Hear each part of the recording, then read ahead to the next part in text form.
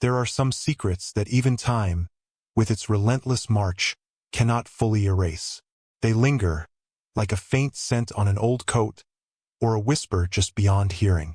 And sometimes those secrets lie buried within the very foundations of our lives, within the people we thought we knew best.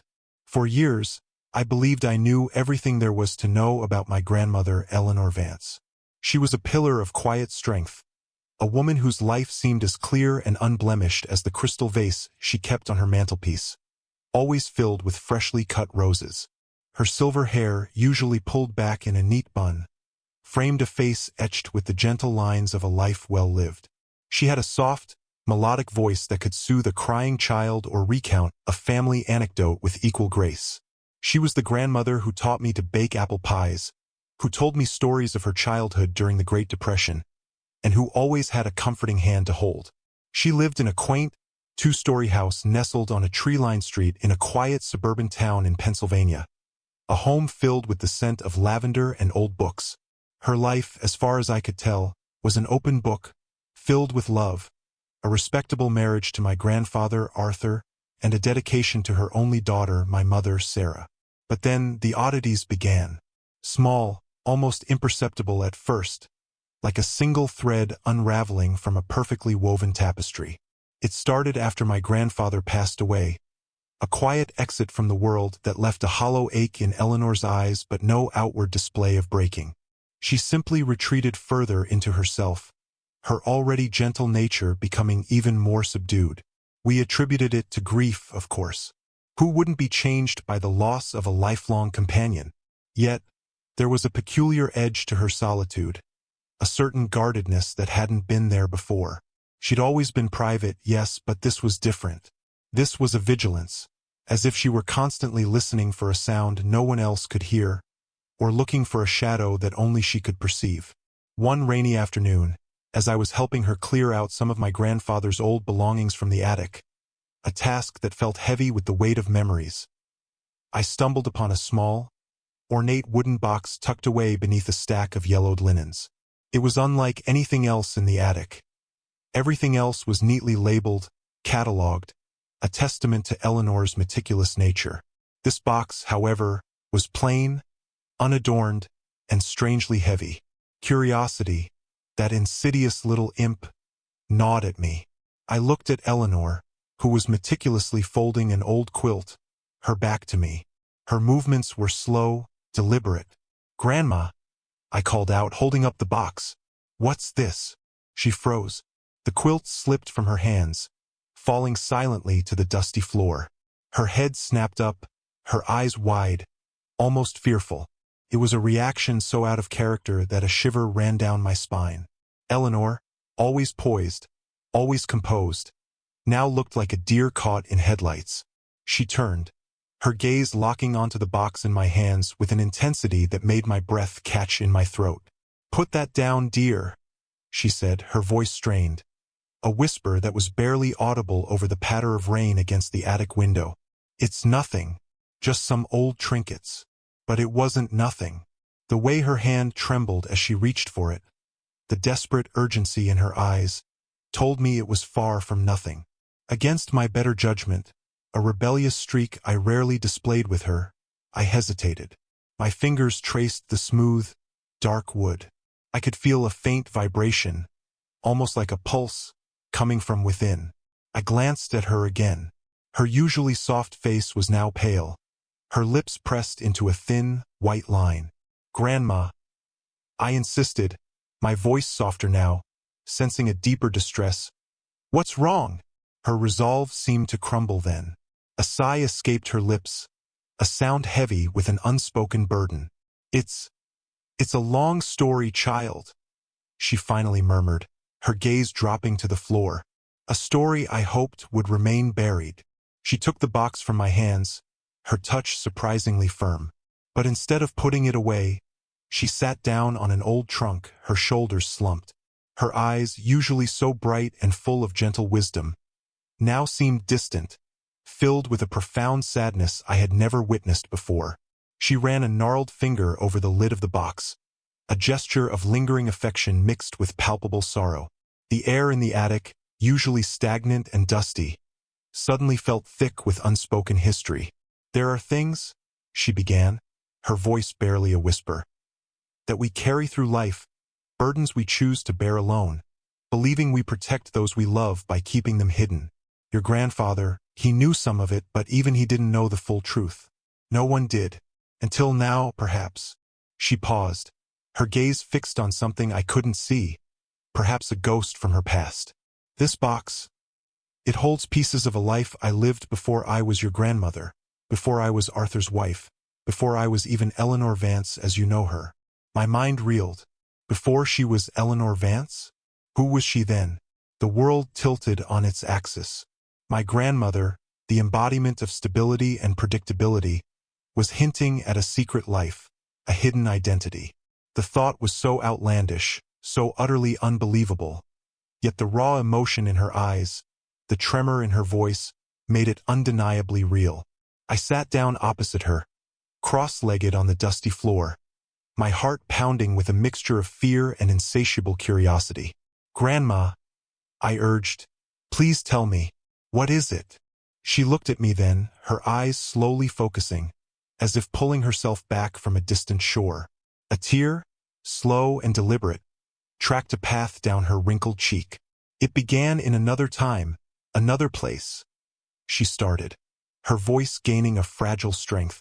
"A time when the world was a different shade of gray, when choices were made out of desperation, and love was a dangerous gamble." She opened the box. Inside, nestled on a faded velvet lining, was a collection of sepia-toned photographs, a small, tarnished silver locket, and a delicate, pressed white rose, its petals brittle with age. She picked up one of the photographs. It was of a young woman, strikingly beautiful, with a cascade of dark, curly hair and eyes that held a fierce, defiant spark. She wasn't Eleanor. Or was she? The resemblance was faint, but undeniably there, like an echo. But the spirit in the eyes of the woman in the photograph was so utterly different from the placid calmness of my grandmother. This woman radiated a wild, untamed energy. "This was taken a very long time ago," Eleanor said, her voice thick with emotion, her finger tracing the outline of the woman's face. "Before the war, before the world changed forever. This was taken when I was known by another name, when I was deeply, irrevocably in love with a man my family would never have approved of. A man who was everything my parents despised, daring, charismatic, and with a past as murky as a midnight river." My breath hitched. A secret love? Before my grandfather? This was becoming more intricate, more compelling than any fiction I had ever read. My grandmother, the gentle homemaker, had a hidden past, a passionate, possibly forbidden romance. The idea was intoxicating, yet tinged with a sense of dread. What kind of secret was so profound it had to be buried for decades, causing such pain even now? "Who was he, Grandma?" I whispered, my voice barely audible. "What happened?" She put the photograph down, her gaze distant once more. "His name was Elias Thorne. He was a musician, a drifter, a man with a smile that could charm the birds from the trees and eyes that held the weight of untold stories. My family, the Cranstons, were pillars of the community, strict, unyielding, with a rigid adherence to social standing and reputation. Elias was everything they weren't, and everything I, in my naive youth, yearned for." She picked up the tarnished locket, turning it over in her fingers. "This was his. He gave it to me on a moonlit night, under the oldest oak tree on our property. A night I remember with a clarity that defies the years. A powerful image bloomed in my mind. A young, vibrant Eleanor, defiant against her family's expectations, drawn to a passionate, mysterious man. It was a stark contrast to the quiet life I knew she had led with my grandfather.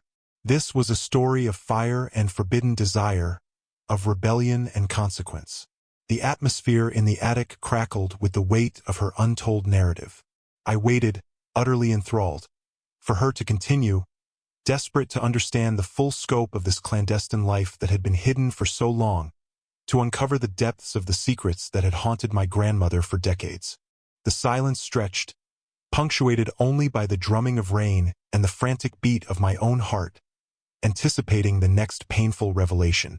The rain outside intensified, a fitting accompaniment to the storm brewing within my grandmother's story. She held the locket, its tarnished silver reflecting the faint light from the small attic window. Elias was like a comet, she continued, her voice softer now, almost a lament. He burned brightly, left a dazzling trail, and then vanished. He swept me off my feet, as they say. I was barely 20, stifled by the expectations of my family, yearning for something more than a life of tease and polite conversations. Elias offered freedom, excitement, a world I hadn't known existed. We met in secret, under the cover of night, our rendezvous points carefully chosen, the old abandoned mill, the hidden cove by the river, the silent, sprawling graveyard where the dead kept our secrets safe. Every stolen moment with him was an act of rebellion, a taste of a life I was desperate to claim as my own. She looked at me, her eyes clouded with memories. My parents, especially my father, a man whose word was law in our household, would have disowned me, cast me out without a second thought. They had plans for me, plans that involved a suitable marriage to a man of standing, a life of quiet respectability. Elias, with his restless spirit and his musician's hands, was the antithesis of everything they envisioned. But his music, oh, his music was like nothing I had ever heard. It spoke to my soul, a wild, melancholic melody that echoed the longing in my own heart.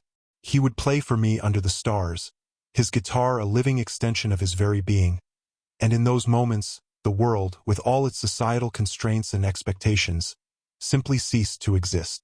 The raw emotion in her voice, the vividness of her description, painted a picture far removed from the demure grandmother I knew. This was a woman consumed by a passion so profound it still resonated decades later.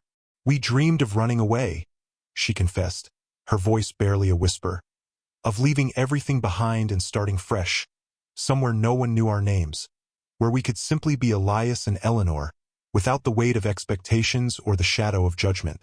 We planned it down to the smallest detail, a train ride west, a small cabin in the mountains, a life built on nothing but our love and his music. A pause, heavy with unfulfilled dreams. She gripped the locket tighter. Then came the morning I woke up with a profound nausea that wasn't going away, a realization, cold and stark, that shattered our fragile dreams. I was carrying his child, a child out of wedlock, a scandalous truth that would ruin my family, ruin me. In that era, in our town, such a thing was an unspeakable disgrace. It meant social ostracization, a mark that would forever stain my name and my family's reputation. My heart ached for the young Eleanor, trapped in a society that offered little mercy for such sins. The weight of her secret, the terror she must have felt, was almost palpable. I told Elias, she continued, a tear escaping and trailing a path through the dust on her cheek. He was ecstatic, truly. He saw it as a sign, a reason to hasten our plans. He wanted to marry me immediately, to claim us both. But I was terrified, not just for myself, but for the child. What kind of life could we offer, constantly on the run, shunned by society? My parents would never accept it. They would stop at nothing to prevent this disgrace. I begged him to wait, to think, to consider the consequences. But he was impulsive, fiery, utterly convinced that love would conquer all. Her voice became hushed, laden with regret. That night, he came to my window, his guitar slung over his shoulder, a small bag in his hand. He was ready. He wanted me to go with him right then into the unknown. He promised me a life of adventure, of true happiness, far from the stifling constraints of my family. He played a song for me, a mournful melody that twisted my heart, pleading with me to join him. I stood there, torn between the overwhelming fear of societal ruin and the desperate yearning for a life with the man I loved. The rain was falling just like now. I saw the desperate hope in his eyes, the absolute conviction that we could make it work. But the fear of public shame, of my family's wrath, of bringing a child into such a precarious existence, it paralyzed me. A deep, Shuddering breath escaped her. I told him I couldn't. I told him it was impossible, that we had to think of the child. I saw the light dim in his eyes, the hope, the fire, extinguished. He stood there for a long moment, the rain plastering his dark hair to his forehead, his face a mask of profound hurt. He didn't argue. He didn't plead. He simply nodded, a slow, desolate nod. Then he turned and walked away into the darkness, his silhouette swallowed by the driving rain. He didn't look back, and I never saw him again. The silence that followed was deafening, filled with the echo of a broken heart. The magnitude of her sacrifice, the sheer agony of that choice, was almost unbearable. My grandmother, the gentle woman, had been forced to make an impossible decision, a choice between love and societal survival, a decision that had haunted her for over 60 years. What happened then, Grandma? I managed to whisper, my throat tight. My parents found out about the pregnancy soon after, she confessed, her voice now flat, devoid of emotion, as if she were recounting a distant memory that no longer held power over her. But her trembling hands betrayed her. There was a terrible scene, a maelstrom of anger, shame, and accusations. My father, his face contorted with fury, declared I had disgraced the family name. My mother wept hysterically, lamenting the ruin of her perfect daughter. They saw only the stain, not the love, not the fear, not the impossible situation I was in. They made a decision, a brutal, agonizing decision. I was sent away to a distant relative in a small, isolated town in upstate New York, far from prying eyes and wagging tongues. I was to live there in secret until the baby was born, and then the baby would be given away, adopted, to a family who could give it a proper life, free from the stigma of illegitimacy. A clean slate, they called it, a fresh start for all involved. The cruelty of it, the cold, calculating detachment, sent a fresh wave of horror through me. To be stripped of her child, her only tangible link to the man she loved, was a torment I couldn't begin to comprehend. You gave the baby away? I asked, my voice barely a whisper, afraid of the answer, yet needing to hear it. Eleanor nodded, her eyes glistening with unshed tears. I had no choice. I was barely an adult myself, alone, terrified, under the absolute control of my parents. They painted a picture of a life of hardship and shame for a child raised by an unmarried mother. They convinced me it was for the best, for the child's sake, that it was an act of love to give it a chance at a normal life. I held her just for a few moments before they took her. A tiny, perfect little girl, with a tuft of dark hair, just like Elias. I named her Elizabeth in my heart before they took her. And then, she was gone. My parents returned me home, a hollow shell of myself. And within a year, they orchestrated my marriage to Arthur. He was a good man, steady, reliable, from a respectable family. He provided the stability I desperately needed, and he asked no questions. He loved me in his own quiet way. But the ghost of Elias, and the phantom limb of a child I barely knew, remained. Always. A profound sorrow settled over the attic. The weight of her revelation was immense, crushing. My grandmother, Eleanor Vance, the woman whose life I had always seen as a placid river, had endured a secret tempest, a sacrifice of unimaginable proportions. The story was far from over. The implications of this secret child, this lost Elizabeth, were just beginning to dawn on me. How could a life, so meticulously constructed on a foundation of silence and buried pain, remain undisturbed for so long? What other ripples had this hidden truth created? The air in the attic grew heavy with the unspoken past. The scent of lavender and dust now mingled with the faint, lingering aroma of tragedy. My grandmother, Eleanor, sat before me, a fragile figure etched by sorrow, yet radiating an undeniable strength that had allowed her to carry this immense secret for so long. She had revealed a hidden daughter, given away, a child born of a forbidden love. The ramifications of such a secret were staggering, almost beyond comprehension. You never tried to find her? I asked, my voice hushed, aware of the delicate balance of emotions in the room. She shook her head slowly, a deep sigh escaping her lips. I wanted to, desperately. Every single day, for years, the thought of her haunted me. What did she look like? Was she happy? Did she know she was adopted? Did she ever wonder about her birth mother? But my parents, they made it clear. Any attempt to find her would be met with severe consequences. They threatened to disown me entirely, to cut me off from everything. And at that point, I was broken. I had no strength left to fight. They had arranged everything through a network of trusted intermediaries, people who specialized in discreet adoptions. There were no records accessible to me. It was as if she had simply vanished into thin air, a ghost of a memory that only I carried. Her gaze drifted to the photograph of Elias, then to the pressed white rose. I lived a double life, you see. On the surface, I was Arthur's devoted wife, a dutiful mother to your mother, Sarah. I played the part perfectly. But beneath it all, there was a constant ache, a gaping hole where Elizabeth should have been. Every milestone of Sarah's life, her first steps, her first day of school, her graduation, was tinged with the bittersweet knowledge that there was another daughter out there, somewhere, experiencing her own milestones, unaware of the mother who mourned her silently. It was a torment I wouldn't wish on my worst enemy.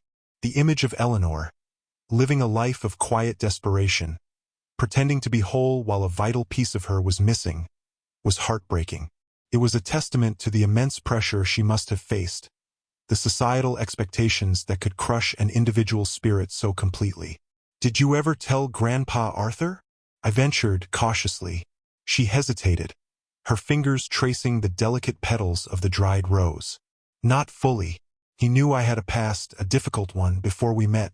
He knew I had experienced heartbreak. He was a kind man, and he sensed there was something profound I carried, something I couldn't speak of. He respected my silence. But he never knew about Elias or about Elizabeth. It was too dangerous. The shame, the scandal, it would have destroyed his reputation, too. He was a man of principles, but also a man of his time, deeply rooted in the social norms. I couldn't risk it. So, I buried it deeper, cemented it with silence, built a wall around that part of my heart.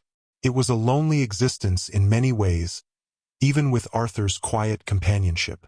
Her narrative hung in the air, a testament to the devastating power of secrets. It was clear that this hidden truth had not just impacted her, but had shaped the very fabric of her existence, creating a ripple effect through her entire life. So, what happened now, Grandma? I asked, looking at the box, at the few meager relics of a life shattered and rebuilt. Why tell me now? A profound weariness settled over her features. Because the past has a way of finding its way back to you, no matter how deeply you bury it. A few months ago, a letter arrived. An ordinary-looking envelope, but the return address. It was from a small town in Oregon, a place I had never heard of. My hands trembled as I opened it. Inside, there was a photograph. A woman, about my age, with dark, curly hair, and eyes that were undeniably Elias's. And a letter from a woman named Abigail Vance. She was researching her family history. Her mother, Elizabeth, had recently passed away, and in her mother's belongings, Abigail had found some old papers, a birth certificate with my original name on it, along with a cryptic note from her adoptive mother, hinting at a secret birth and an urgent plea to one day seek out her true origins. Elizabeth had apparently spent years trying to piece together her own past, but had never succeeded in finding me. It was her daughter, Abigail, who finally, through meticulous research and a little bit of luck, connected the dots. My jaw dropped. Elizabeth, the lost daughter. She had lived. She had a life. She had a daughter, Abigail, who was now reaching out. The impossible had happened. The ghost of a daughter, conjured from a heartbreaking memory, had manifested into a tangible reality. Abigail Vance? I repeated, the name echoing in the quiet attic. That's your name, Grandma. Eleanor nodded, a fragile smile playing on her lips, laced with an agonizing mix of joy and sorrow. When my parents sent me away, they registered Elizabeth's birth under a false surname, Vance, to further obscure any connection to our family name. Cranston. It was a common enough name, one they thought would blend into the anonymity of the adoption system. Abigail, in her search, found that name, Eleanor Vance, on the birth certificate. She knew there had to be a connection, and she knew my maiden name, Cranston, through other old family records. It was enough. The coincidence, or perhaps destiny, was chilling. My grandmother had unknowingly shared a surname, a fragment of her true identity, with the daughter she thought was lost forever. So, Abigail is my mother's half-sister? I whispered, struggling to process the revelation. My quiet, orderly family, suddenly expanded by a secret branch, a hidden lineage. Yes, Eleanor confirmed, her voice thick with emotion. Your mother has a half-sister, a sister she never knew existed. And I have another daughter, and a granddaughter. Her eyes welled up again, this time with tears that seemed to carry the weight of decades of suppressed emotion. Abigail included her address and a phone number. She said she understood if I didn't want contact, but she felt her mother deserved to know the truth of her origins, and that she, Abigail, deserved to know her grandmother. A profound silence descended, broken only by the incessant drumming of the rain. The magnitude of this discovery, this sudden, unexpected emergence of a lost family, was overwhelming. My grandmother, who had carried this burden in stoic silence for so long, was now faced with the possibility of reconciliation, of confronting the past head-on. But Elizabeth, the daughter she had mourned, was gone. The bittersweet irony of it was crushing. She had finally been found, but it was too late to embrace her, to explain, to apologize. The tragedy of their missed connection, of a lifetime of separation, felt immense. And now the responsibility of this truth, the choice of what to do with this resurrected past, fell to Eleanor. And, by extension, to me. The weight of my grandmother's revelation hung heavy in the air, a tangible presence pressing down on us in the quiet attic. The rain had softened to a gentle drizzle, but the storm within me continued to rage. My grandmother, Eleanor, had found her lost daughter's daughter, Abigail. The woman whose life had been a meticulously constructed facade, now stood at the precipice of a choice: to embrace this resurrected past, or to let it slip away once more. "What are you going to do, Grandma?" I asked, my voice barely above a whisper, afraid to disturb the fragile calm that had settled over her. She looked at the box, at the faded photographs and the tarnished locket, then back at me, her eyes filled with a new resolve, tinged with an old sorrow. "I can't let this go," she stated, her voice stronger than before, resonating with a newfound determination. "Elizabeth may be gone, but her daughter Abigail is here, and she deserves answers. She deserves to know her family, and I deserve to finally, after all these years, acknowledge the truth of my past, not just for myself, but for Elizabeth's memory." A tear escaped, not of sorrow, but of acceptance, tracing a path through the faint dust on her cheek. "I'm going to call her, and I'm going to tell your mother." The thought of telling my mother, Sarah, about this secret half-sister was daunting. My mother, always so practical, so grounded in the tangible reality of our lives, would be utterly blindsided. Her world, too, would be shaken to its core. "Are you sure, Grandma?" "Mom, this is a lot." Eleanor nodded, her gaze firm. "It is a lot, but secrets fester. They poison relationships, even when unspoken. Your mother deserves the truth. She deserves to know about her sister, even if it brings pain. It's time for the shadows to retreat." And so the journey began. The first call to Abigail was tentative, filled with pauses and choked back emotions. Eleanor, initially hesitant, found her voice, recounting the story she had just told me, weaving in the details of Elias, the impossible choice, the decades of regret. Abigail, on the other end, listened with quiet intensity, interjecting only with questions born of a lifetime of curiosity and a daughter's longing to understand her mother's hidden pain. The call lasted for hours, bridging the vast geographical distance and the even vaster chasm of time. The next conversation was with my mother. Eleanor chose a quiet evening, sitting her down in the living room, the familiar scent of lavender filling the air. My mother listened, her face slowly transforming from confusion to disbelief, then to a profound, heart-wrenching sadness. There were tears, of course, for the lost sister, for the pain her own mother had endured in silence, for the ripple effect of a secret that had touched their lives without their knowledge. It was a raw, vulnerable moment, but beneath the pain, I saw a flicker of understanding, a deepening of compassion for the woman who was not just her mother, but also a woman who had lived a life of immense sacrifice. The following weeks were a whirlwind of emotional exchanges. Video calls with Abigail, where faces once only imagined became real, filled with a striking family resemblance. Abigail, a woman in her late 40s, with Eleanor's quiet strength and Elias's dark, curly hair and expressive eyes, was a living testament to a love story that had defied time. She was kind, understanding, and incredibly grateful for the truth. She shared stories of Elizabeth, her mother, a woman who had carried her own unspoken longing, a quiet yearning for roots she never fully understood. It was a heartbreaking realization that Elizabeth had lived and died without ever knowing her birth mother, without ever knowing the full story of Elias, the father she never knew. Yet, there was also a profound sense of healing. Eleanor, by finally speaking her truth, seemed to shed decades of unspoken burden. Her shoulders relaxed, her eyes gained a new light, not just of sorrow, but of peace. The family, once defined by its rigid boundaries, expanded, embracing a new, unexpected branch. My mother, initially overwhelmed, began to connect with Abigail, finding common ground in shared ancestry and a newfound understanding of their mother's complex past. It was a testament to the resilience of the human heart, its capacity for forgiveness and acceptance, even in the face of earth-shattering revelations. Eleanor and Abigail eventually met in person. I went with my grandmother, a journey across states that felt like a pilgrimage. The embrace at the airport was quiet, poignant, filled with unspoken words and decades of longing. It was a moment where the past and present converged, where a broken circle began to mend.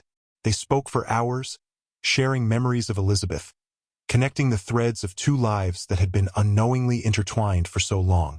My grandmother, Eleanor Vance, is still the gentle woman I knew, but now, there's a new depth to her, a quiet strength that comes from having faced her deepest fears and embraced her most profound truths.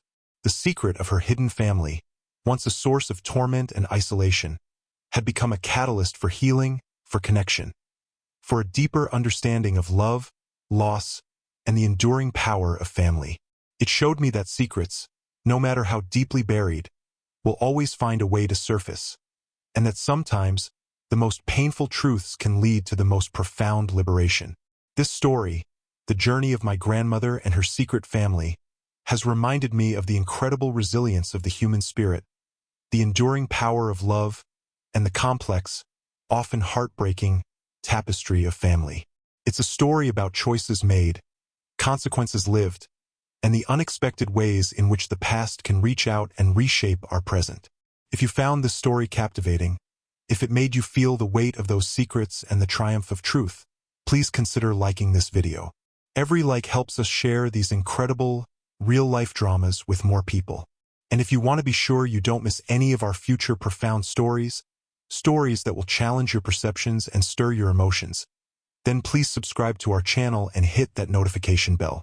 You won't want to miss what we uncover next. Thank you for listening.